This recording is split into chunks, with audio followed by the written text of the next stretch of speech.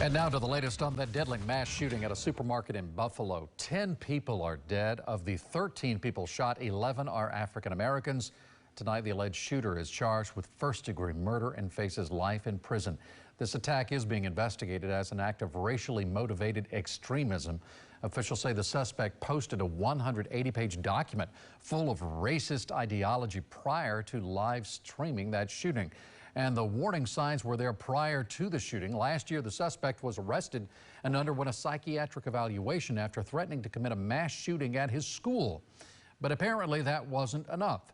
So what can be done to identify and stop lone wolf shooters? News Channel 8's Olivia Steen spoke with some experts about that today. She joins us live with her report. Olivia. Keith, today I spoke with the Southern Poverty Law Center. Experts at the nonprofit say that social media can now help identify some of those lone wolf personalities. To be aware of their online persona, how invested they are in their pseudonyms and what they're doing online. Investigators say 18-year-old Peyton Gendron made threats in the past, and he also posted an online manifesto citing the Great Replacement conspiracy theory just days before his murderous rampage at a Buffalo, New York grocery store.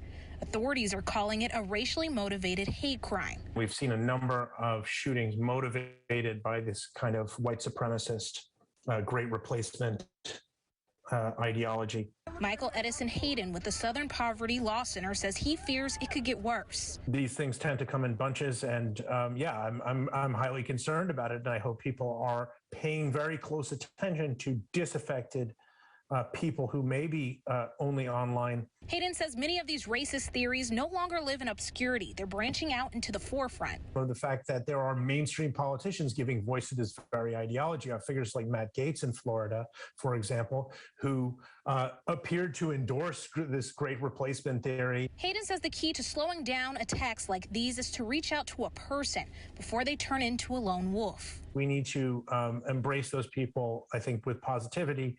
And without condemnation, and get to them before they do things like this.